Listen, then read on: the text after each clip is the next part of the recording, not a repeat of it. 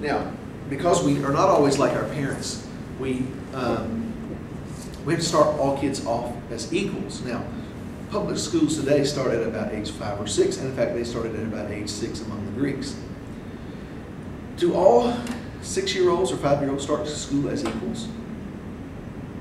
Now, those of you who teach kindergarten and first grade, I hope, or if you know a lot about kindergarten and first grade, you know that kids don't come as equals. There are kids who show up in kindergarten who haven't the remotest idea what the letter A is, and you have kids showing up who are reading at the 4th or 5th grade level. Kids are not equal, and if schools are supposed to sort us out based upon our nature, the fact that they're not equal sort of confuses things. You might think somebody is rational when they really just had a really good nurturing environment. You might think somebody is competitive when they really just didn't have a very good nurturing environment. So Plato says ultimately what we have to do is provide everybody with a good nurturing environment from birth, not from 5 or 6 years on, but from birth. Now, here's the radical thing that comes out of that. It seems to call for the elimination of the nuclear family.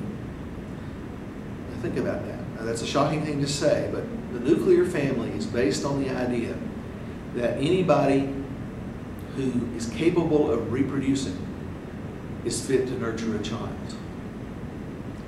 And Plato would say, and probably some of you would say, well, that's just not even true. That's flat out false. There are people who can reproduce who have no business raising children. He says in an ideal society, we shouldn't let those people raise children. We should take all the children and give them to the people who are good nurturers and let them raise all the kids. So we would have sort of public nurseries run by the most nurturing people in the society that would prepare kids for their lives from birth on up to about age 6 when they start to public school. And then kids really are pretty close to equal, or if they're not, what you're seeing is differences in their nature rather than differences in their environments. So we get rid of the family, we put everybody in public preschool, the nursery from birth, and then when they get about age 6, we start them on traditional academic instruction. Now, it's interesting, we're talking about 4th, 5th century BC, and already we have this notion of traditional academic instruction.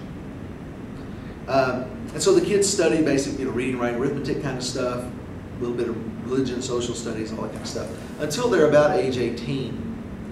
And at age 18, then they have an exam over that whole academic experience.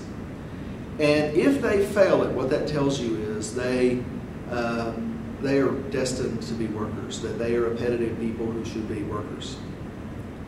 Now, if they pass it, then they go into 2 years of intensive military training. And at the end of that 2 years of intensive military training, so like boot camp, they have another exam over that. Now, if they fail it, then of course they're workers, they're appetitive. If you don't pass the military training, you don't get into the middle class. Those people who fail the military training are workers, and they go on into their careers as workers. Those who pass, go into the military service, they become guardians, they become part of the middle class, but they also continue their education.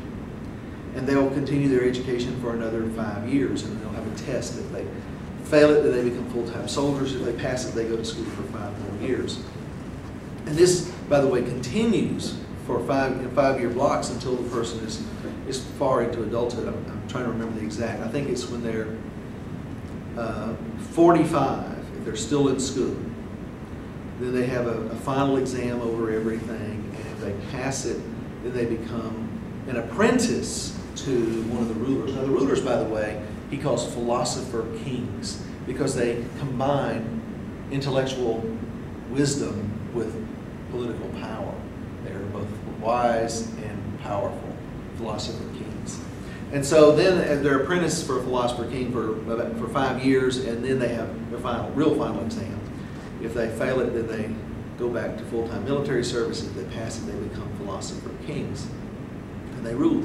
Now, you see what you have is a tiny class, very smart, very virtuous, and old by ancient standards, old people who rule society. And why is it such a small elite group? Because they have absolute power. You can't let anybody in that group who's appetitive.